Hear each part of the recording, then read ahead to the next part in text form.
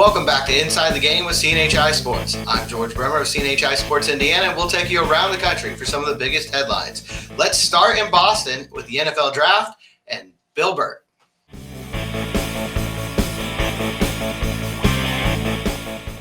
Now it's time for our weekly spot with Bill Burt. And Bill, draft week is finally here. Some years it feels like it takes forever. It went kind of quick, I think, this year. But that means both of us are being asked what our teams are going to do in the draft. I've seen you on Twitter. A lot of people are pointing New England's going to get a quarterback. You have a different idea in mind, don't you? Well, the thing is about the quarterback issue is everyone's ranking quarterbacks like 1 through 6, 1 through 7. You know, I had written a story talking to Chris Sims. Interesting. He broke down every quarterback, and his theory was, I don't look at their team. I don't look at the score. I don't look at their stats. I look at their talent, and I just look at things they do. And I then go forward thinking how they will do in the NFL. Then he did that, and he didn't really rank the player. He ranked the players a little bit. My issue is ranking the players, as we talked about the last 2 weeks here, is, 4, 5, 6, and 7 are not going to play in the NFL probably, or they're not going to be good. Or 1, 2, and 7 are going to be good. 3, 4, 5, and 6 are going to be backups or average or below average, and they're going to ruin franchises, and coaches and GMs are going to get fired. So my issue with the quarterbacks is if you're 15th and there's a quarterback there, Trey Lance, you don't take him if you don't think he's going to be a franchise quarterback. I'm not saying you're right or wrong, but you gauge, no, I don't like him. He reminds me of Josh Allen. And or just some lesser quarterback. Not Josh Allen, Josh Rosen. And so that's my issue with the quarterbacks, because this is always quarterback driven. It's been that way for 20 years, and as I've said and I've written, most of them fail. Like most of the first picks in the top 10 picks of quarterbacks fail. That seems weird, but it's overwhelmingly true. And so that's my point. So I'm now going off the board. By the time the Patriots pick, they will be 15th overall, and they're going to have a shot at someone. But it's not worth doing if you don't see him being great, potentially very good. Look, you can't say the next Tom Brady. You can't predict that. But you can predict what if you see the elements of a franchise quarterback, and you could see that in a second round guy. I mean, Brady had the reason why he was drafted and didn't go undrafted is he was at Michigan and he showed a lot of toughness. He didn't have all the physical attributes, so that's what I'm saying. You need to have that. So that's where I've gone off the board. I think by the time the Patriots pick, there's not going to be one of those franchise quarterbacks. So thus, why waste it on a quarterback and overpay when you can get potentially, in my opinion, the most talented player in the draft, which is Devonta Smith, in my opinion, of Alabama. Now, look, Pitts at that tight end is arguably, they say it would be Trevor Lawrence and Pitts if you rated the top 2 players, quarterback and a tight end. So that's all. I'm just saying I look at Devonta Smith, and I see him as Randy Moss, smaller. I know he's thin. Randy Moss was thin too. So I just see greatness. Now, I haven't seen all this coach's film. I haven't watched every single play he's had in his career like coaches do. I'm just saying, when I watch him play, he's better than everyone else. And that's why Devonta Smith, I say, is a can't miss in this draft. I think physical aside, he hasn't missed a game because of injury. So I'm all in with him. And there's 2 other great wide receivers, Waddle on his team, and LSU's probably, arguably the best in this draft. But I look at Devonta Smith. That's all. I agree with you. I think it's been a long time since we've seen a wide receiver dominate college football the way that Smith did this season. Nobody could guard him. Often looked like a man playing out. It looked to me oftentimes, and I'm the same as you. I didn't study all the coaches' tape, but the games I saw, it looked like when you go to a high school game and there's one D1 prospect on the field and nobody else belongs on the field with him. Devonta Smith was doing that at the top level of college football. To me, you don't ignore something like that. Jamar Chase, you kind of threw him in there. He's interesting. because he looked that way a year ago with LSU, but he opted out this year. We'll see, how that plays into things. And then Jalen Waddle, Smith's teammate at Alabama, some people think he'll actually even be a better pro. Yeah. That goes on size and those sort of things. But he had an ankle injury he had to deal with. So I think this receiver group is going to be a lot of fun to watch, see how that develops at the next level. Kyle Pitts is an absolute monster, the Florida tight end. I think he could have won the Heisman as well, and it would have been a good choice. The Colts obviously picking a little bit later than New England at 21. That's a change. It hasn't been that way very much recently. For them, in my feeling right now, I'm looking more on defense because I think this offensive tackle group is stacked.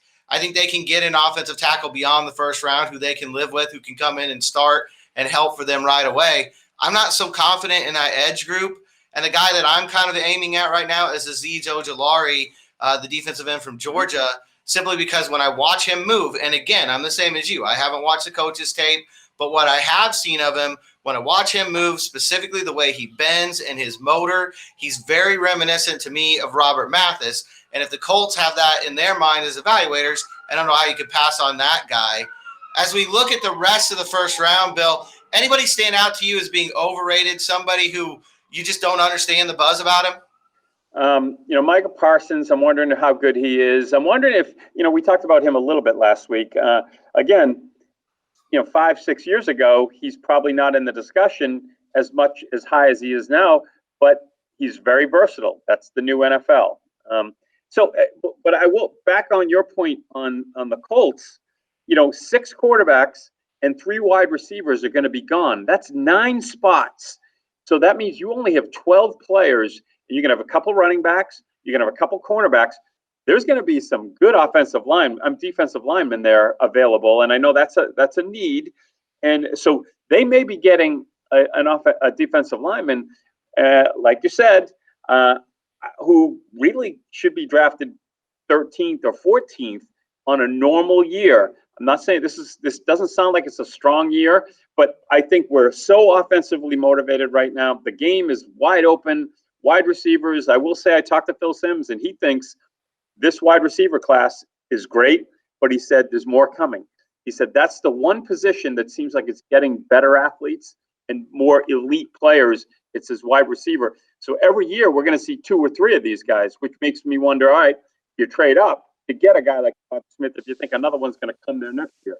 My point is, I think Devonta Smith is separate and on his own. So besides that, I don't know.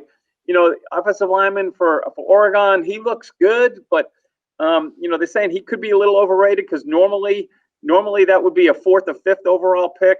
I'm all on Pitts. I think Pitts is legitimate. I think, again, my eyesight, I didn't see the coach's tape, but he gets open, and once he gets the ball, he's very fast. More of a hybrid wide receiver tight end, but I think that's really the new tight end. I think the Gronk version is probably going to be more of a lesser blocking. I think the wide receiver tight end is going to get bigger, and I think Pitts probably opens the door there. Yeah, I think he's a guy who can change the game. You mentioned something interesting in there. You're talking about Penei Sewell. He's another one of those guys that opted out. The Oregon offensive lineman, Jamar Chase, opted out. There's a couple of these guys in the top 10 and then throughout the draft. How do you think NFL evaluators are approaching that? Because they've got to go all the way back to 2019 for tape on these guys. Yeah, that's hard. And not a lot of conversations. Zoom meetings aren't the same as having them in at the facility. I would say that hurts a little bit. But you know what? It's like people look at it and say, hey, this guy could have been a 3rd or 4th, 5th overall pick. I might get him at 15, 17, or 21. And you may see the Colts. And I've said this about Belichick too. I see the Colts possibly moving up 3 or 4 picks, give a 3rd rounder, and go get the guy you want, the D lineman you want. So I don't know if that's the best place to go, Alabama. I think Alabama wide receivers can't lose. D linemen can't lose. Running backs can't lose. Patriots got Damian Harris, who did nothing his first year, looks like he's a potential elite back. So, Alabama is a fertile ground for a lot of players. I'm just not sure it's cornerback. I think the Colts are going to have some good pickings on defense here at 21. Yeah, I think the middle to the late of the first round is going to be a lot better than usual, simply because of what we've been talking about. These quarterbacks are going to get pushed up. A lot of guys, a lot of talent's going to move down into the lower teens and the early 20s who wouldn't normally be there. One more thing I wanted to talk about before I let you go. We've talked about this a little bit over the weeks, but mock drafts are always kind of all over the place. We know that they miss. It's really just about kind of learning talent more than it is trying to put people in certain places. But do you think this first round, there might be more surprises than recent memory, simply because we didn't have a combine? You have guys who haven't played in 2 years. It just feels like evaluation from one team to the next is wider ranging than at any time in recent memory. Would you agree? So, look, we know the first 2 picks are going to happen. After that, we don't know, and we usually know. So, and there's usually a great defensive player who's 3rd overall or 2nd overall, or a left tackle. So, I don't know what these teams think of the quarterbacks. I don't know how they rank them, 1 to 4, or the guy they see is a third. So, yeah, I see this. I saw the movie Draft Day yesterday. Great movie, and I see Draft Day being the first round of this draft, and meaning it was wild. The first pick ended up going 7th, and it was a quarterback. It was sort of a, funny. It's sort of a Trevor Lawrence kind of guy, but he went 7th. So then the whole draft is a complete crazy. Everyone's making phone calls at the last second. So I see this draft, honestly, after 2 being crazy, and that makes it fun because again, for us in New England, draft day is at 15 or 8. The Patriots have a great history of destroying draft day parties. I mean, Belichick. Now look, I put a tweet out today saying not only I think they should draft Devonta Smith, that'd be my guy, but would you be surprised if Belichick traded back and got 2 second-round picks for a first? No, I wouldn't. And that's the way he works. I mean, they made all their free agent moves. So the point is, I see a lot happening. Hopefully exciting here in New England. Getting one of the guys. But Belichick's history is don't plan a party because he will destroy it. No doubt. Hopefully we'll get some more airtime for the dog Nike this year too. Yeah, that should be fun. Don't discount it. He may be around. He may be around right now, in fact. All right. Well, I know it's going to be an interesting first round. We should have plenty to talk about again next week. Thanks a lot for your time, Bill, and we'll talk to you again next week. Good luck in India. I can't wait. I'm looking forward to see who the Colts choose as well. So, all right, great stuff. Thanks as always to Bill. You can follow his coverage of the New England Patriots on Twitter at Burt Talks Sports. You can follow my coverage of the Colts at GM Bremer. Now let's get the college perspective and check in with Kevin Brockway and Elton Hayes.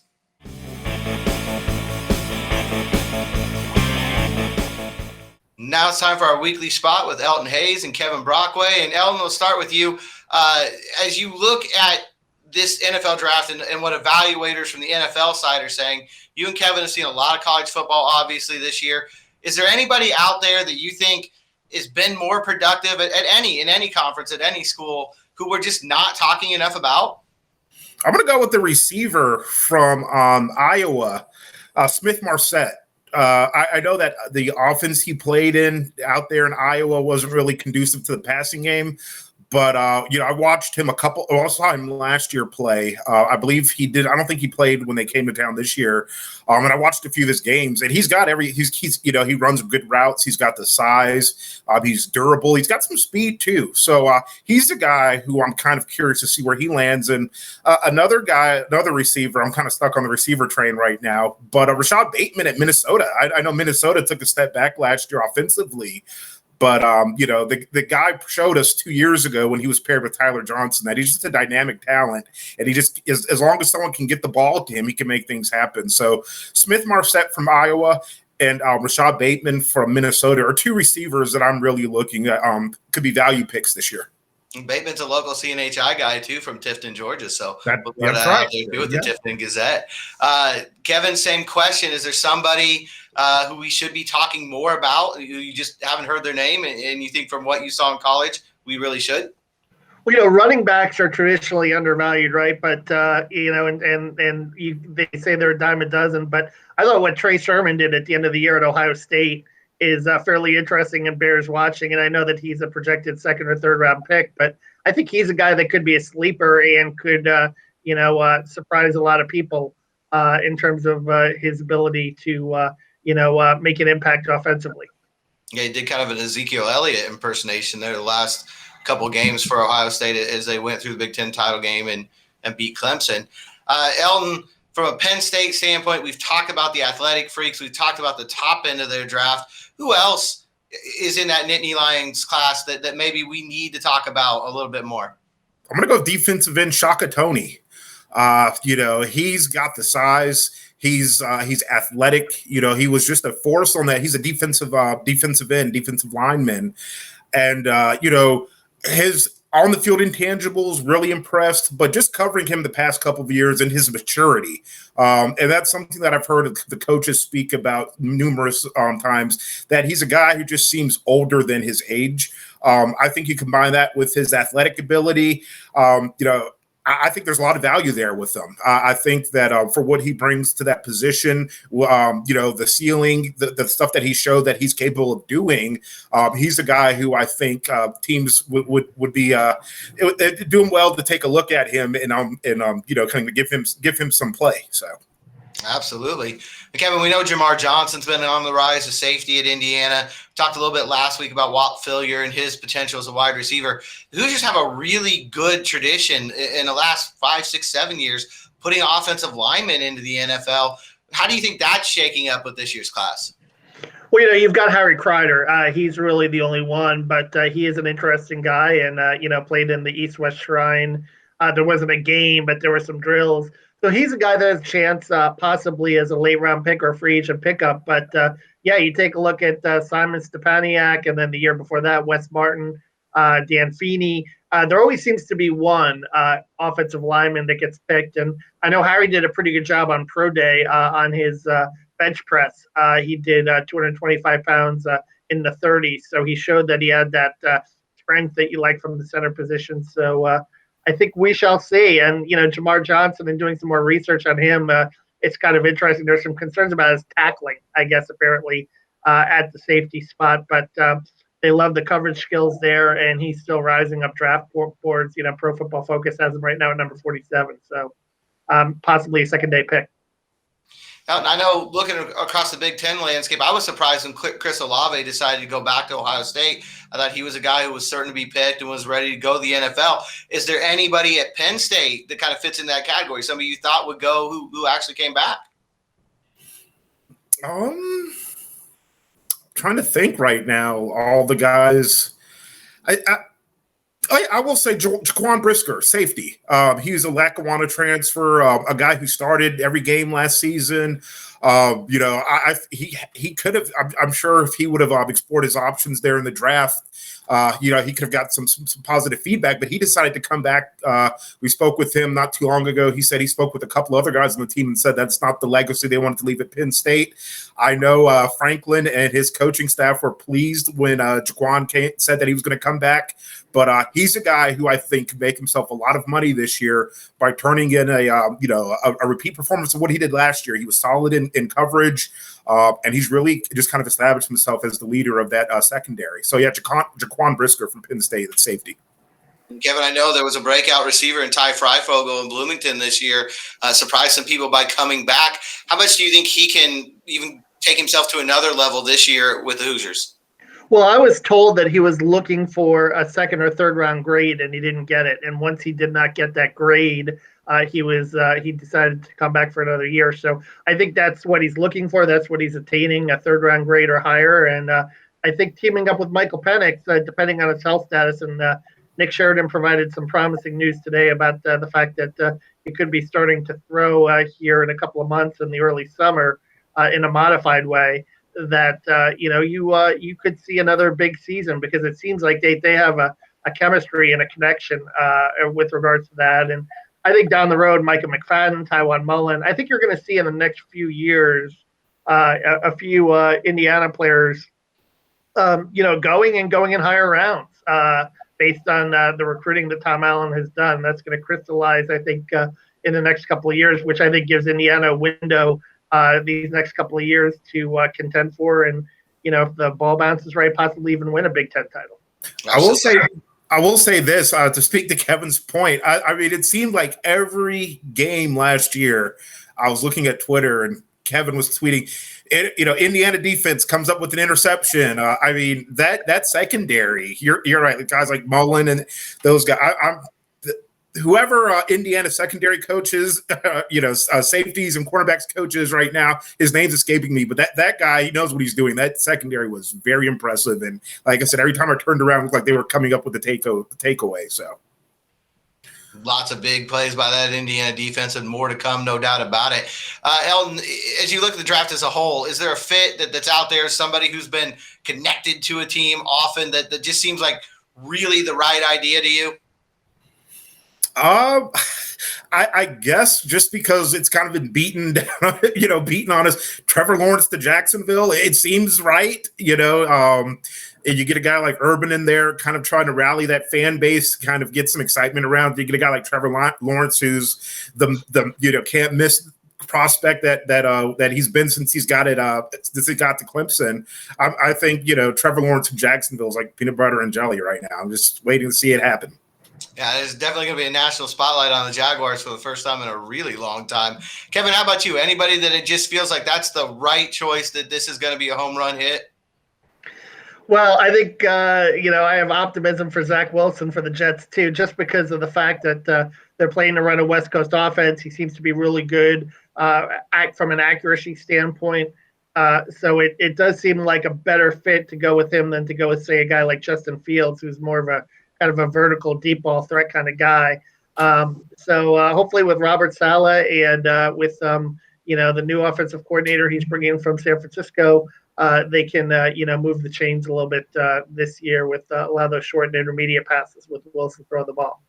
Before we wrap up here real quickly, Elton, anybody you think might be a surprise first rounder, not widely projected, but maybe he'll go in that round? I want to stay with Penn State. I think Pat Freiermuth. I think we might get two tight ends with Kyle Pitts, Kevin's, Kevin's old stomping grounds there in Gainesville. I think Freiermuth has, he has the tape. He fits all the measurables. I know that a lot of projections have him going early in the first or early in the second round. I wouldn't be surprised if a team surprises us and it takes a flyer on him in the late back into that first round. Yeah, I don't think that's out of the question at all. Kevin, same question. Anybody not often talked about as first rounder who you think might sneak into that round?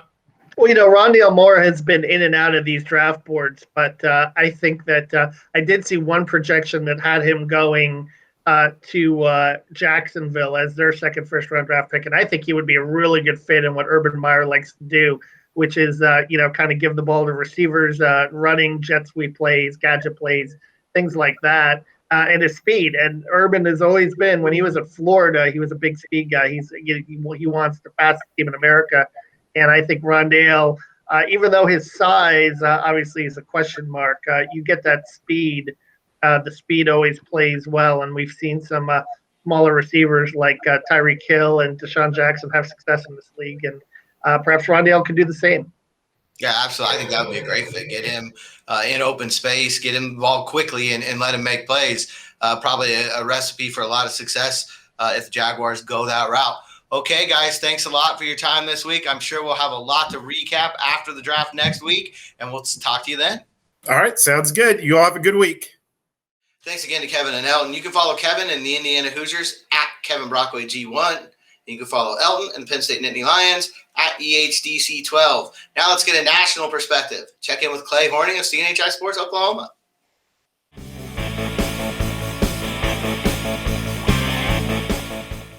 Now it's time for our weekly spot with Clay Horning. And Clay, NBA season starting to get into crunch time here. Playoffs are around the corner. I think people are going to welcome that after last year, kind of a 2-month break, because of the pandemic and then playing everything in Disney.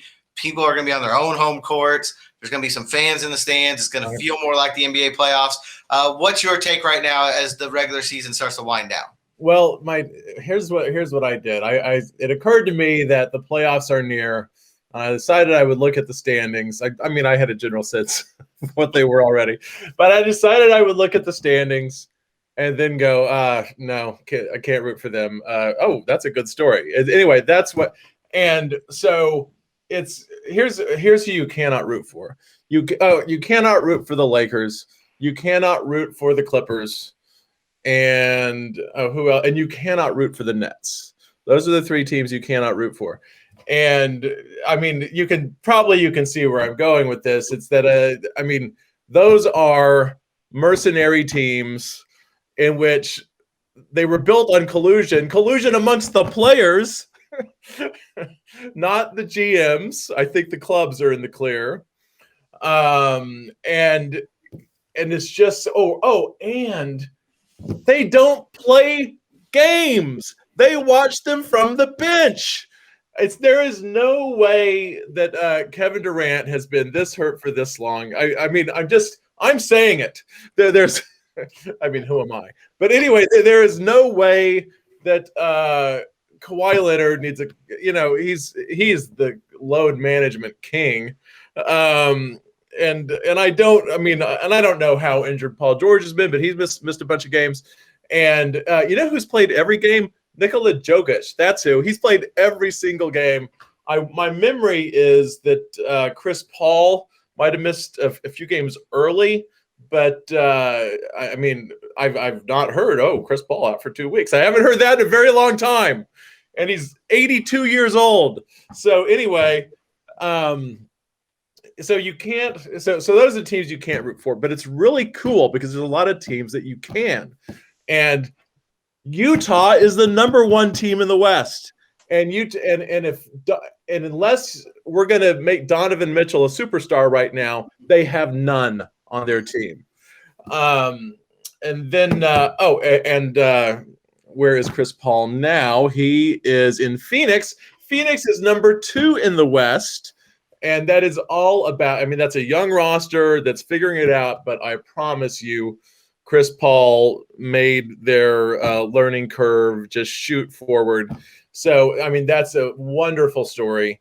And then the Nuggets are right there also. And I think Jokic probably is a superstar, even like amongst people that cover the NBA and watch the NBA.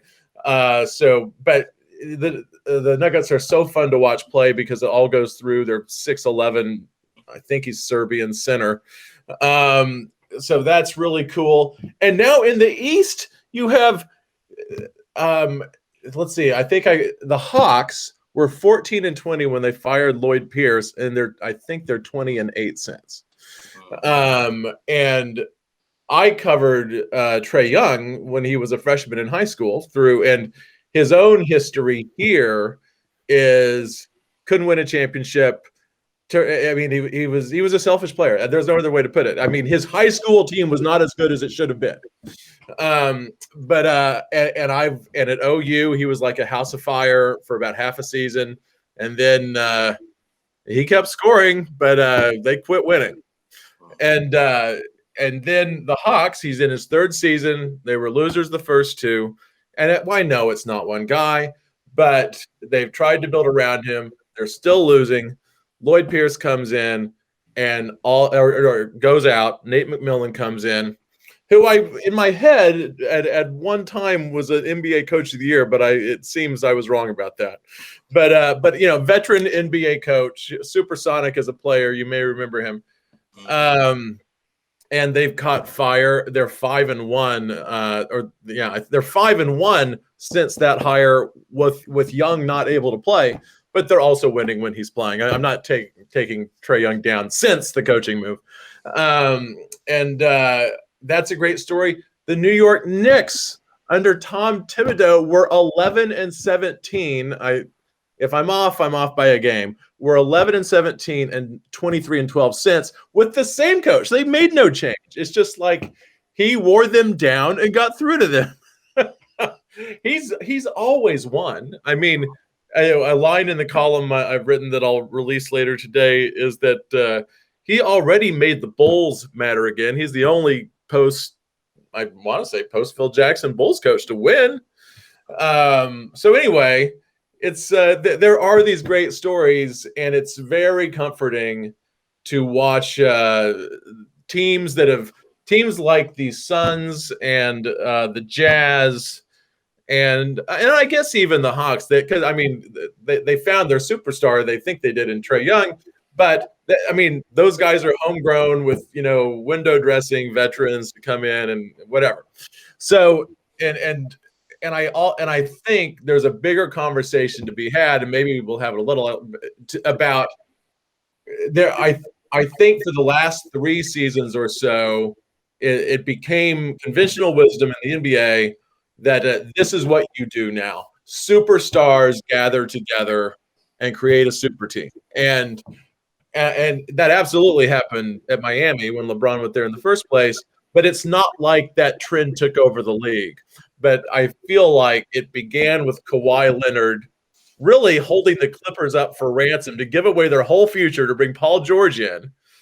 And they are fourth, I believe, in the West, and they're not that far back. And maybe they go to the conference finals, but they did not do this to go to the conference finals.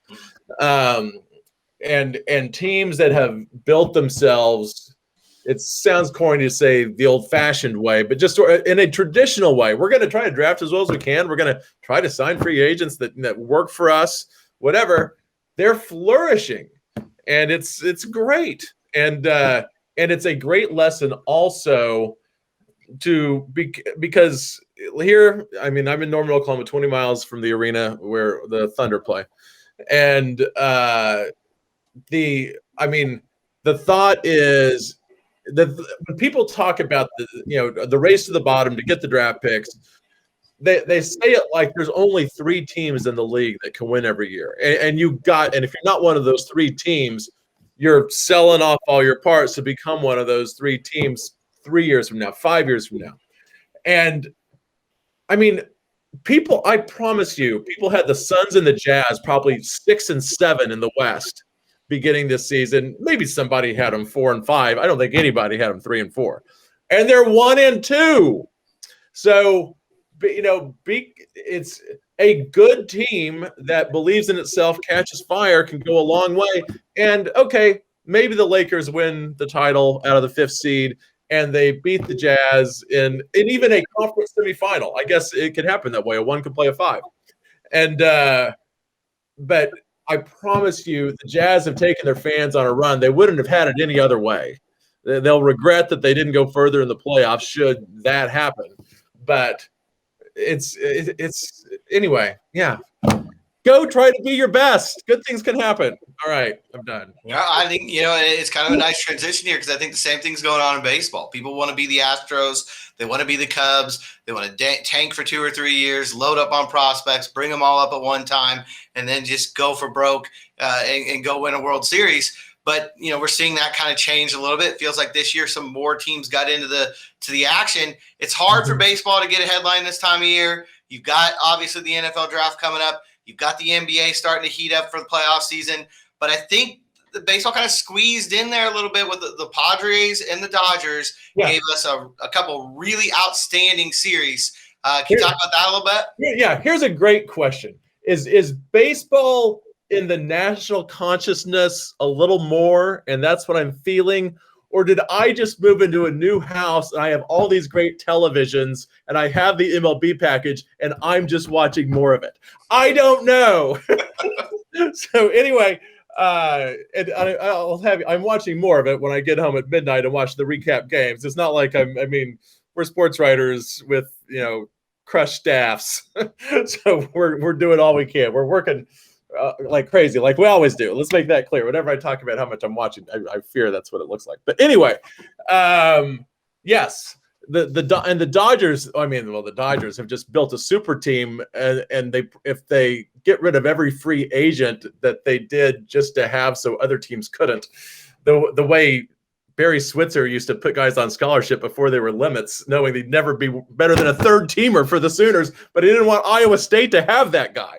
But anyway, that's how the Dodgers have built themselves. And the Padres have done it through free agency with, they brought Manny Machado over and paid a mint, but Fernando Tatis Jr. is not only homegrown and drafted by them, but he's already signed the contract that you typically, like the Pujols contract that is just awful at this point, that was basically the Angels were paying him for everything he did in St. Louis.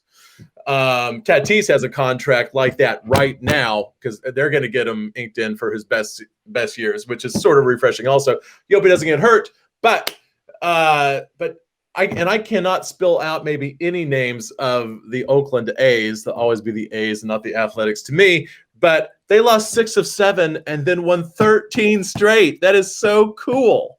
And the Red Sox, who nobody thought a whole lot of, and I think probably would, in their own heads, are still in a rebuild when they decided they couldn't stomach the best player of his generation, Mookie Betts, on their team.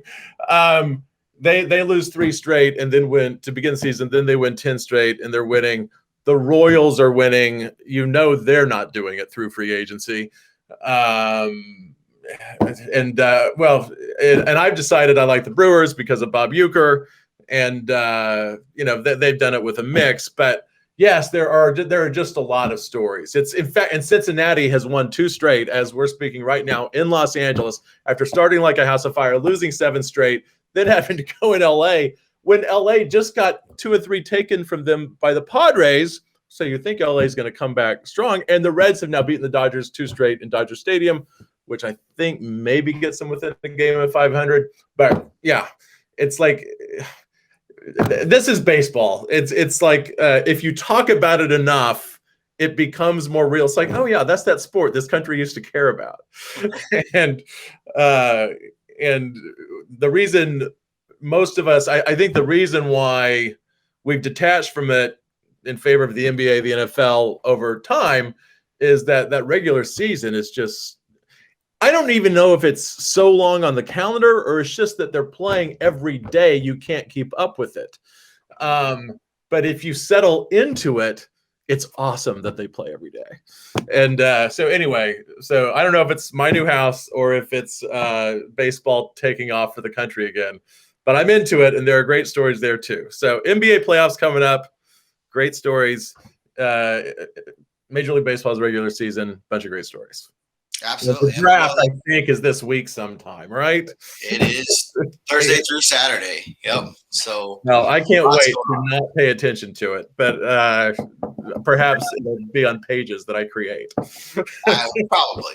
Yeah. Probably. There's a lot going on in the NFL.